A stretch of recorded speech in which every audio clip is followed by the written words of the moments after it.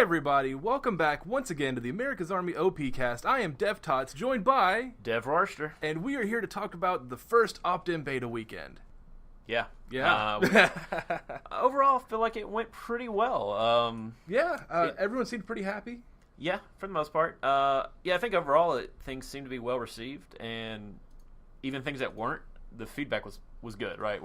We got stuff we can work with. Definitely. A lot of feedback about the audio especially, which is what we were looking for. Mm-hmm. Just trying to keep track of that thread, and about day 2, I just assumed Soundy would take care of it. I couldn't Poor keep Soundy up. tried to keep up, and after like 200 posts, that ended up getting over 5,000 views over the weekend. Yeah, not bad. Yeah, couldn't keep up. But he's already made some changes that are in the game today. He's changed pistol audio. He's changed the high-frequency boost in the audio to make it where you can pick out quieter sounds more easily. He's adjusted some of that HDR, I believe it's called, that people seem to take issue with. We'll see how people like that change. They made the jet quieter. Yeah, that's, we can always turn that back up, so don't worry. Yeah. we can totally fix it. There's a little tweaks to footsteps, and there's definitely some more things in the work too. But we really appreciate everyone's feedback on the audio. And aside from that, I guess the hottest debate topic was Couchgate 2015. Yes, that was bad. That's on Crossfire. There's a couch on Crossfire people like to use. I don't know. We took it out without actually meaning to take it out, right? Like, it was never supposed to be a spot to begin with. It was just a little bit of a collision exploit, really, more than anything else. So we fixed that. And we fixed it like 6 months ago. Right. Yeah. You just don't have it yet. Right. And it was just one of those things that just crossed somebody's desk and got fixed, and nobody worried about it. It's going to be back, and it's not going to be hacked in there anymore. Like, there will actually be, like, you can hop up on the box. Like, actually hop up on the box, not the 2 pixels of the box sticking outside the blocking volume. And you made some adjustments to the bridge wall again. Yeah, feedback on Crossfire I think was really good. So there's a handful of changes made to South Side. We had some back and forth there. Some people were liking the changes. Some people were hating the changes. Some people were kind of mixed. Overall, what we're going to do, we're going to keep Crossfire in the opt-in beta 2. Yeah. It's going to be the only map that we keep in from this last rotation. What else are we looking at running in the next one? You got a list over there? I do have a list. So, for flows, we're going to have Downtown, Cold Front C4, and Slums TH. Now, Cold Front and Slums are untouched, right? Cold Front and Slums are untouched. Well, with the the C4 got the explodey bits added in. Yeah. But now Downtown has had some tweaks. A little bit. Really, nothing well, I say nothing major. Window, Bakery Window has gotten updated. So you should see on Bakery Window now, if you're wanting to use Bakery Window, you really have to opt into using Bakery Window. You're going to have to be a little more exposed using it, and hopefully you will be silhouetted a little bit better too. So if I'm trying to combat it, it should just be a little easier for me to read what's going on there and get a good shot on the guy in the window. It's been a good change internally. I'm curious to see what the masses think of it. Yeah, and then for BDXs, we've got a C4 version of Intercept. Yeah. We got Shadow Step. We got Inner Hospital, and like I said, we got Crossfire C4 staying in. So Inner Hospital BDX, it's the same play space, right? Same play space, 66. Just smaller team sizes. And we've got 3 plant sites on Intercept. No. One location, but 3 places to put it. There's only 1 plant site on Intercept. So we'll see how that works to begin with, right? Yeah. But that plant site does have 3 different spots on it that you can plant. There will probably be a couple of bugs with that, because we've had a couple of bugs with that internally, but we haven't really been able to nail down exactly what's going on there to cause the bug. So basically, there could be times where you try to plant at one of the extra plant sites, and it looks like it's going to do it, and then it doesn't for some reason. You have to just do it again. So definitely, as that fails, let us know, because that's why we're doing this. We need to figure it out. We've talked a lot internally about going to more open plant sites and stuff like that, and until we start working out these little kinks, that will never be a possibility. Shadow Step's there because it's got Bakery Window as well. Right. And then Inner Hospital, like you said, no changes to play space, and we're not even really. I'm not even really that interested in testing the 6v6, because it was just like we made it to BDX because why not get it in rotation there too? People like playing it, but that's by far the map that's played the most, and so by having it in this, will hopefully make it a little bit easier for people to kind of compare and contrast changes to what they're used to playing. That seems fair. Cold Front and Slums, we kind of just touched on briefly, but I think there, in particular, what I'll be focusing on is how are those maps working without smoke? Yes.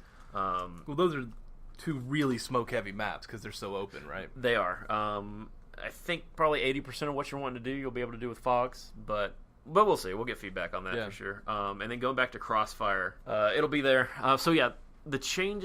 So here's how Crossfire is going to look. We're doing C4 instead of the EX just because C4 is more what people are used to playing, and I would much rather that one play properly than the EX. Right. Right. If we needed to drop the EX, whatever. I think we'll be okay on that though. So Couch will be back. South Bridge is opened back up. Right. All the other changes to South, mainly the wall underneath the main building is still there. There used to be that cutout that we took away, and then the window on East Building is still shifted over. And the sandbags. And the sandbags are still there. Yeah. Defense gets that spot back. It also gives them a quick out of the main building to kind of look over that courtyard if they need to hop out, like some people were saying they were wanting to do on the EX version. I think especially on the EX because that's where the extract is. So that option's back for defense, but we still give attack a little more control on how to deal with that spot.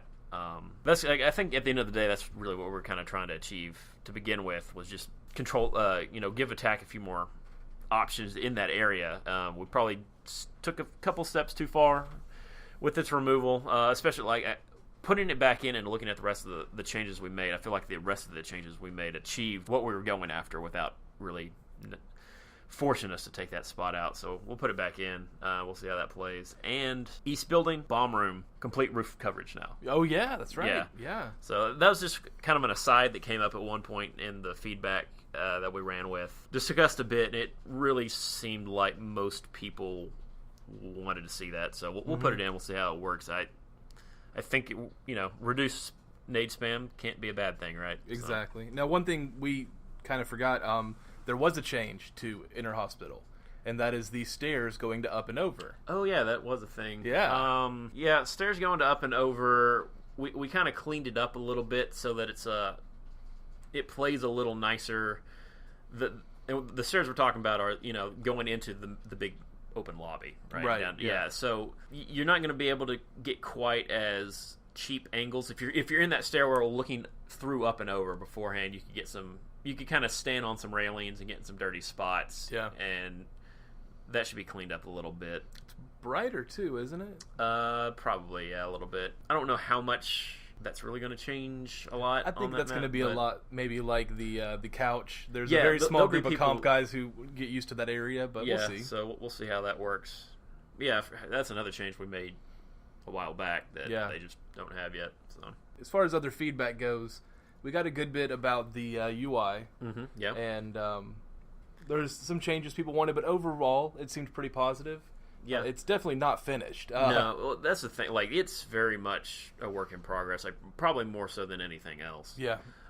So even while you're out there, y'all were out there testing that, we're still updating those. I mean, there's still screens we need to get in. There's tweaks we're wanting to make to some screens. So what you see might be a little different, and there'll be additional screens in there. Some of the character customization stuff will hopefully be in. We'll probably still. Everything will still be unlocked because we won't have the challenges and all that stuff set up yet. But we'll have screens in where you can go and choose which camo pattern or weapon skin you're wanting to use instead of it just being randomly given to you. So that's a little bit of the problem with how quickly we're doing these opt-ins. Is 2 weeks? That's not much time, right? So especially when you really only have 1 week, because the second week is flattening and making sure everything works, and so. We have a direction we're definitely going there with UI, but and we think we're going to get where I just described. Fingers crossed. We'll see. Yeah, They're slaving away behind us right now. I have seen DevNox do nothing but Flash for probably 6 years now. Give or take. He has aged. He started off a young 18-year-old intern, and just in the span of the last 3 months, he's in a wheelchair. Yeah. It has been so hard on him. One last thing about the opt-in weekends. Our next one is coming up on May the 7th. Yeah, that's probably a good date to know. Yeah, and it's going to run the same way. It's going to go Thursday, 9 our time, which is Central, through Monday at 9. It's going to be the exact same procedure. Nothing has changed. Grab the build, get in and play. We'd love to see you there. Go ahead and make community servers if you want, but last time you guys made about 50 or so servers, and we had enough to fill up 5. So worry more about playing and enjoying it than trying to support it. We'll make sure there's enough to keep it running. Another thing we started with these opt-in weekends was the new forums. They started just a few days before our first opt-in. Yeah. They came out rough. We had some style problems. We had some stability problems, but right now our web team is working basically to make a new style from the ground up, based on all of the feedback, and we have gotten a lot of feedback. There's a ton of feedback. Yeah. But, kind of stay tuned. Right now, they're at least in working order, and hopefully we'll have them completely updated soon. Well, let's go ahead and talk about another bug that has been fixed, and this one really plagued the last opt-in beta, and that was the double site kind of desync. Yeah, so there's a lot going on there, right? Because we think it's kind of attached to you throwing a grenade at some point, right? But then you kind of see yourself as with the two optics, but when you fire, you think you're firing. Nobody else thinks you're firing. Other people might not even think you have a weapon. So there's a lot going on there. It's been a little, and we'd seen it internally beforehand, right? Very rarely. It was popping up a lot more often, so that was very useful. We got some additional looks at that. We got some more reports of that. And that really helped us. Yeah, we think we fixed it. So, yay, Dev Philbacks. Yeah, he's working hard over there, fixing all the bugs that pop up. He got that VoIP problem that popped up, fixed within an hour, and we got a little update up. Well, and that was one that we've been trying to track down internally for probably a month or two now, and we just don't have as many warm bodies, so we put it out there to the public. Everything gets lit on fire, and it's easier for him to find. Yeah, so big thing with that bug being fixed, it's going to frustrate players less because now your bullets are doing stuff. It also, hopefully, that could be where some, I know I heard some people kind of concerned with some hit reg and stuff like that. Hopefully that's where some of that was stemming from. So we'll see. Seemed to be 3 or 4 bugs that were all related into this. So, I'm curious to see the impact that fixing this makes. Yeah. Now, you were talking earlier to me before we started this podcast about the recording the player stats. You were looking at some of the scoring changes and stuff. Yeah, that was a big thing because we have changed scoring. A, how many points you get for things, and B, kind of what we're actually bothering tracking now. There's been a few changes there. So before we made those changes, we looked at kind of what players were averaging as far as XP per minute. And really, it was sitting around 200, right? Pretty close there, within a couple of points. With the changes to leveling and all that stuff, we kind of built it around. A lot of these points have been cut by 10. Right. So we were still trying to keep XP per minute about the same, which translated would be about 20. Right. And we'd start to build a lot of our leveling systems and a lot of the progression stuff around those numbers. So we were definitely wanting to track that and see what people were getting. We're pretty close, actually. So we're actually closer than I thought we were going to be. Now, there were some outliers. There were a couple outliers. We were looking at the stats, and Dev Knox was bragging about his. What was yours? His was 28. 28, and yours? Mine was 21 or 22. Yeah. What was mine? I believe it was 5. 5, yes. Yeah. So, and we tried to give him the benefit of the doubt. We're like, well, you were spectating, so maybe that factored in. It didn't. Nope. We ran the numbers. Just bad at the game. Yep. So. Yeah, I don't even know why we have you here talking about this thing. You obviously... Clearly we need someone else over here. But yeah, so I think our average right now is... It's mid-19s, 19.5 or so. But there is enough disparity there. You got some people like you kind of in the 5 range, which we we'd prefer to have that a little higher up. And, there are some people in the 30s. So, what you're going to get... We're keeping track of that. We're seeing if there's other things we can do to raise that number just a little bit. But overall, we're closer than I thought we were going to be, so that was good.